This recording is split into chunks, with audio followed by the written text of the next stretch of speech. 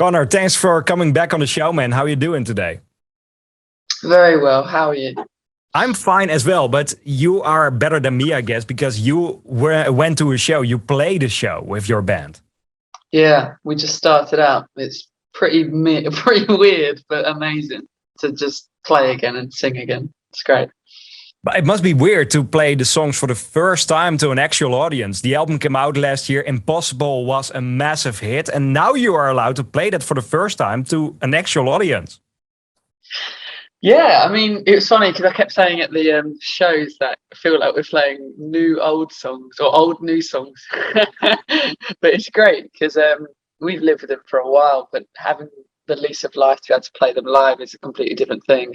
And to see the reaction is just unreal. Yeah, it's been awesome. How was it to play a show again? Because it was way back you did the last real show. Bizarre for many reasons. I think, well, the first show we did this little place in Leeds called the Wardrobe was actually a bit of a venue. So we decided halfway through to kind of change it from an acoustic thing into more of a live setting. And we came off stage and everyone was just like shaking with adrenaline, had that big buzz. But I think for me personally, it actually made me like incredibly emotional.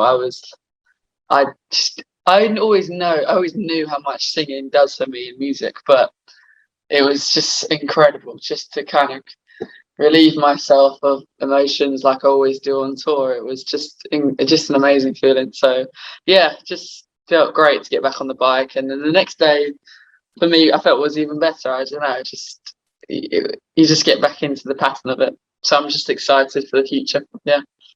The last time we spoke, it was last December. The Impossible ended up at the #1 of our chart of that year. And then at that moment, you told me the shows will go on in October. How do you feel about it now? Are you coming to the Netherlands? Yeah, I mean, it looks like it. I'm buzzing for it. Yeah, all the shows going on. It doesn't seem real. I think there was definitely an apprehension about playing live, if like we can even do it anymore, if we're fit enough to do it. But you know, we've got a couple hour sets under our belt tonight, and we have a little hour and 15, and it's good stepping stones for like the end of year shows. But yeah, it feels great, and I think we've still got it. Yeah, it's good. I'll play now. Just before I will talk to you about more music and stuff, but now I'll play Futureproof on KINK. There is a break in it just before the end. How far can you stretch that break in a live set? Because the reaction from that last part, it gives me goosebumps now already. Yeah, I haven't actually thought about that. I mean, because we always mess around with the songs and like pull them and push them and stuff. But because we haven't played that song live once yet properly until tonight, actually, we're just kind of keeping it normal. But yeah, you're right. Like I reckon in the future we can just really hold that out. That'd be quite a cool moment. I will remember that. Thank you for that. I have a colleague. His name is Tim, and he always does an impression of a goat in that part. Okay. What? Because it goes so high. You can get him on stage if you like. Love it. Can't wait. Conor, the EP is out. It's called Moral Panic 2. Were these songs recorded while doing the album? Are it just brand new songs? When did you record it? Yeah, brand new. We just had nothing else to do, obviously, in the pandemic. So we were just constantly coming up with new ideas and not really caring at all. And all of this new sound branches and kind of molds with hip hop and R&B, which is just two genres that I'm massively influenced by. And I know Dom is too with his production. And it was just an experiment of just like, who cares? Let's just write some music and see what sticks. And it was just things like, okay, how can we do what we like about like this, you know, Kendrick song or this Rakim song, or just, you know, the loop of it, and then put our guitars around it and my vocals around it, and use the principles of writing a hip hop song for a rock song. And it was just so fun to experiment. And Dom is just such a good producer now. He's just unbelievable. He basically like co-produced that Moral Panic 2. He would never say that on an interview because he's too modest, but he's unreal. But it's a hard task for him to get the blend right between rock and hip hop, because it's been done so poorly before, I think. Like Limp Bizkit. No shame to Limp Bizkit, but you know. Have you seen the new look of Fred Durst? Yeah, he looks like a very distinguished gentleman. But